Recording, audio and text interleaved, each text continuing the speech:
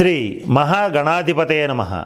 ఈరోజు మనం 2024 సంవత్సరం అక్టోబర్ నెల మాస ఫలాల్లో భాగంగా కన్యా రాశి వారికి ఈ మాసం ఎలా ఉంటుందనేటువంటి అంశం గురించి తెలుసుకోవడానికి ప్రయత్నం చేద్దాం. కన్యా రాశి అనగానే ఉత్తరా నక్షత్రం 2, 3, 4 పాదాలు, హస్త నక్షత్రం 1, 2, 3, 4 పాదాలు, చిత్తా నక్షత్రం 1, 2 నక్షత్ర పాదాల్లో జన్మించిన వాళ్ళందరినీ కూడా మనం కన్యా రాశి జాతకుల కింద పరిగణిస్తాం. ఈ మాసం గ్రహగతులను కనుక పరిశీలించినట్లయితే వృషభంలో గురుడు, మిథునంలో కుజుడు, కన్యలో రవి బుధ కేతువులు, తులలో శుక్రుడు, కుంభంలో శని, మీనంలో రాహువు సంచరిస్తున్నారు. వీటితో పాటుగా రవి కుజ బుధ శుక్రుల యొక్క స్థాన మార్పు అనేటువంటిది కూడా జరుగుతోంది. ఇక్కడ ఈ మాసం ప్రత్యేకత ఏంటంటే ప్రథమార్థం అద్భుతమైనటువంటి శుభ ఫలితాలు రాబోతున్నాయి. కన్యారాశి వాళ్ళకి ఏది చేపట్టినా కూడా పట్టిన పట్టు, ఏది పట్టినా బంగారంగానే ఉంటుంది. కానీ ద్వితీయార్థంలో మాత్రం రవి కుజుల యొక్క నీచ స్థితి ఏదైతే ఉందో అవి కొన్ని రంగాల వాళ్ళకి కొన్ని విషయాల్లో కొన్ని సందర్భాల్లో ఊహించనటువంటి పరిణామాలు చోటు చేసుకోబోతున్నాయి. వాగ్వివాదాలు కానీ, భార్యాభర్తల మధ్య అన్యోన్యత లోపించడం కానీ, ఆరోగ్య విషయాల్లో కానీ, తండ్రి గారు తల్లి గారు ఇటువంటి రక్త సంబంధికుల విషయాల్లో కానీ అనేక మార్పులు చోటు చేసుకోబోతున్నాయి. ఎవరికి ఏ రకమైనటువంటి ఇబ్బందులు కలగబోతున్నాయి, ఏ రకమైన ఇబ్బందులకి ఏ రకమైన పరిహారాలు చేసుకోవాలి, ఇటువంటి అనేక అంశాలని ఈ వీడియో చివరిలో మీకు నేను తెలియజేయడానికి ప్రయత్నం చేస్తాను. కనుక మరిన్ని శుభ ఫలితాలు రావడం కోసం, అలాగే ద్వితీయార్థంలో వచ్చేటువంటి ఇబ్బందులను తప్పించుకోవడం కోసం కన్యారాశి వారు ఈ మాసం రవి కుజ కేతువులకి సంబంధించిన శాంతి పరిహార క్రియలు జరిపించుకోవాలి. ఇకపోతే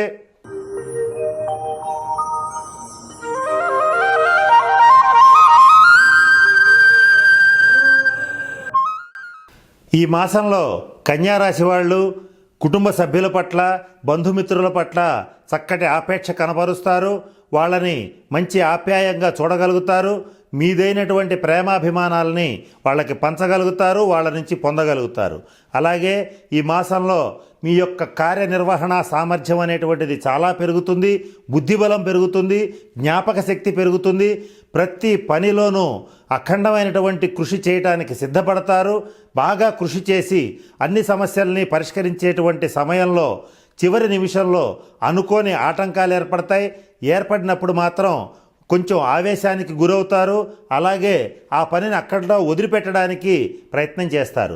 ఈ ఒక్క విషయంలో కనుక కన్యారాశి వాళ్ళకి తగిన జాగ్రత్తలు పాటించగలిగేటట్లయితే, అంటే ఏ జాగ్రత్త పాటించాలి, చివరి నిమిషం వరకు కూడా మీరు ఏదైతే పని మొదలు పెడతారో, ఏ ప్రాజెక్ట్ అయితే చేపడతారో, ఏ విషయంలో అయితే మీ యొక్క వృత్తి ఉద్యోగ వ్యాపార వ్యవహారాల్లో కొన్ని నిర్ణయాలు తీసుకుంటారో వాటిని చివరి నిమిషం వరకు మీరు గనక హోల్డ్ చేయగలిగితే, అంటే చివరి నిమిషం వరకు మీదైనటువంటి శ్రమ కానీ, శారీరక మానసిక శక్తి సామర్థ్యాలను దాని మీద పెట్టగలిగితే ఈ మాసం తప్పనిసరిగా విజయం లభిస్తుంది.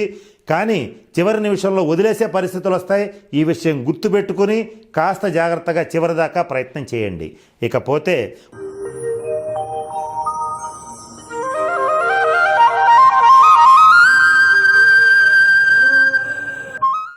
ఈ మాసం కన్యారాశి విద్యార్థుల విషయానికి వచ్చేటట్లయితే విద్యాయోగం చాలా బాగుంది. మీకు ఉత్తీర్ణత శాతం పెరుగుతుంది. మీకు వచ్చేటువంటి మార్క్స్ పర్సంటేజ్ కూడా బాగా పెరుగుతుంది. అలాగే మీ యొక్క సూక్ష్మ బుద్ధి, మీ యొక్క ప్రజ్ఞ కూడా చక్కగా గుర్తించబడుతుంది. ఇటువంటి శుభ ఫలితాలు కన్యారాశి విద్యార్థుల విషయంలో గోచరిస్తున్నాయి. ఇక ప్రభుత్వ రంగ, ప్రైవేట్ రంగ ఉద్యోగస్తుల విషయానికి వచ్చేటట్లయితే ప్రమోషన్లతో కూడినటువంటి ట్రాన్స్ఫర్స్ వస్తాయి. చక్కటి మీ వర్క్ ప్లేస్లో చక్కటి వాతావరణం ఏర్పడుతుంది. అలాగే ఈ ఎవరైతే అవివాహితులు కన్యారాశి వాళ్ళు ఉంటారో, వివాహ ప్రయత్నాలు చేస్తూ ఉంటారో, మంచి సంబంధాలు రావటం, అవి కూడా కుదరటం అనేటువంటిది కూడా జరుగుతుంది. వివాహ ప్రయత్నాలకి అత్యంత అనుకూలంగా ఉంది. ఇంట్లో శుభకార్య పరంపర అనేటువంటిది జరుగుతుంది. ఇవన్నీ కూడా కన్యారాశి వాళ్ళకి అనుకూలమైనటువంటి ఫలితాలు. ఇక కన్యారాశి రైతుల విషయానికి వచ్చేటట్లయితే వ్యవసాయం దండగా అనేటువంటి మాటని మీరు తల్లకిందులు చేయగలుగుతారు. వ్యవసాయం చేయండి, కృషితో నాస్తి దుర్భిక్షం అనేటువంటి సూత్రాన్ని నమ్ముకొని రైతులు వ్యవసాయం చేస్తూ ఉంటారు. తాత్కాలికంగా అనేక రకాల ఇబ్బందులకి గురవుతూ ఉంటారు. అయినప్పటికీ కూడా ఈ మాసం కానీ ఈ సంవత్సరం కానీ మీరు ఎరుపు పంటలు వేసేటట్లయితే, ఎరుపు పంటలు అంటే ఉల్లి, అలాగే మిర్చి, టమాటా ఇవన్నీ వేసేటట్లయితే మీకు చక్కగా ఆర్థిక పరిపుష్టి అనేటువంటిది లభిస్తుంది. రైతులకి ముఖ్యంగా ఈ మాసం చెప్పదగిన సూచన ఏంటంటే భూములను అమ్ముకోవద్దు. భవిష్యత్తులో భూముల విలువ, వ్యవసాయం విలువ తప్పనిసరిగా పెరుగుతాయి. ఇది జరిగి తీరుతుంది. ఇకపోతే కన్యారాశి వారు పేరెంట్స్ ఎవరైతే ఉంటారో వాళ్ళ పిల్లల యొక్క బంగారు భవిష్యత్తు కోసం బంగారాన్ని కొనుగోలు చేస్తారు.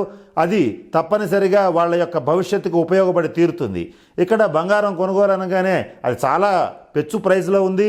అయినప్పటికీ కొంతమంది రేపుకు తగ్గుతుంది, 6 నెలల తర్వాత తగ్గుతుంది, ఏడాది తర్వాత తగ్గుతుంది అనే మాట చెప్తున్నారు. ఇది పూర్తిగా అబద్ధం. రాబోయే 18 నెలల నుంచి 2-3 ఏళ్ల లోపల ఈ బంగారం ధర ఏదైతే ఉందో దాదాపు ₹1,00,000 దాకా చేరుకుంటుంది. తగ్గే ప్రసక్తే లేదు.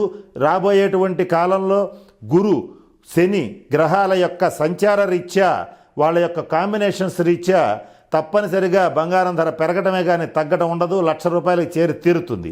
కనుక మీరు చేసినటువంటి ఈ ప్రయత్నం ఏదైతే ఉంటుందో, పిల్లల భవిష్యత్తు కోసం బంగారం కొని దాచిపెట్టడం అనేటువంటి ప్రయత్నం ఏదైతే ఉంటుందో, అది వాళ్ళ యొక్క భవిష్యత్ అవసరాలకి చాలా బాగా ఉపయోగపడుతుందని చెప్పడంలో ఏమాత్రం సందేహం లేదు. ఇకపోతే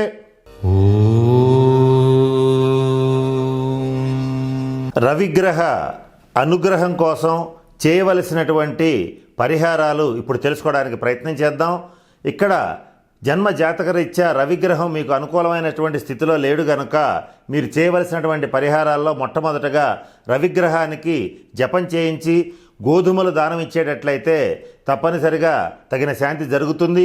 ఇది మీ దగ్గరలో ఉన్నటువంటి శివాలయంలో మాత్రమే చేయాలి, ఇంట్లో చేయడానికి పనికిరాదు. అయితే మీరు మీ ఇంట్లో మీకు స్వంతగా చేసుకోదగినటువంటి పరిహారాల గురించి కూడా ఇప్పుడు మీకు నేను తెలియచేయడానికి ప్రయత్నం చేస్తాను.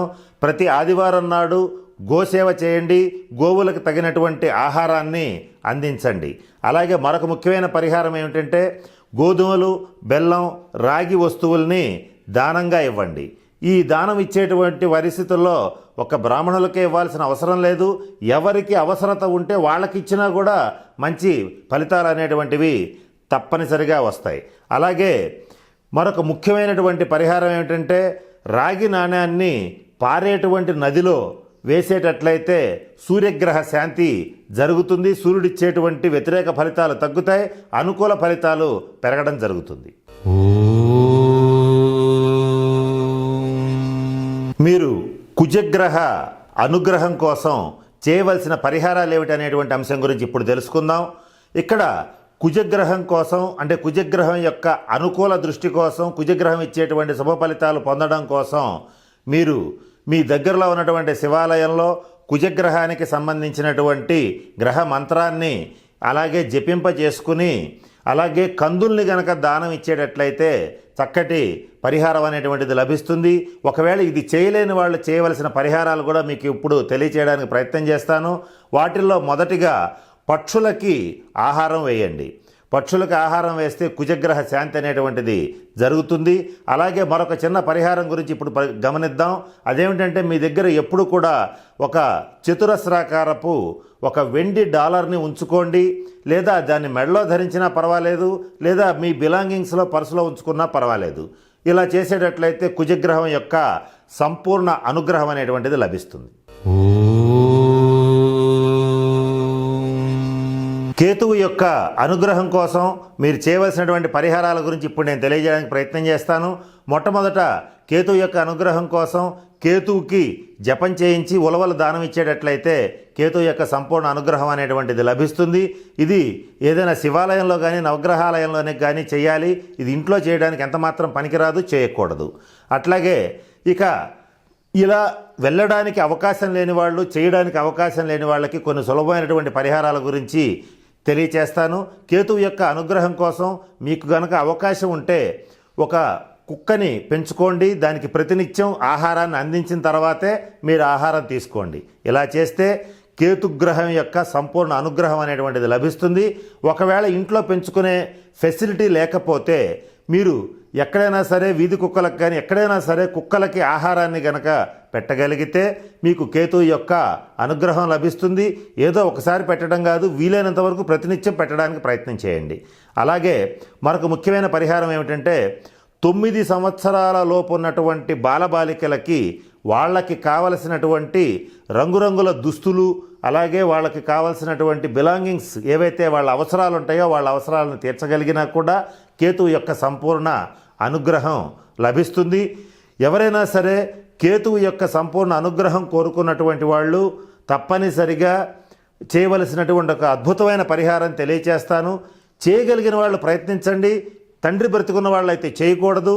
తండ్రి బ్రతికలేని వాళ్ళు, అలాగే అవకాశం ఉన్నవాళ్ళు అనాథ ప్రేత సంస్కారం అనేటువంటిది కోటి శివాలయ సందర్శనంతో, కోటి శివలింగాల ప్రతిష్టతో సమానం. కనుక ఏదైనా సరే ఒక అనాథ శవం కనుక అక్కడ ఉండేటట్లయితే దాన్ని దహనం చేయడానికి మీ వంతు డబ్బు ఇచ్చినా, లేదా చాకరీ చేసినా, లేదా మీ ప్రయత్నం మీరు చేసినా కూడా తప్పనిసరిగా కేతువు యొక్క సంపూర్ణ అనుగ్రహం లభించి తీరుతుంది.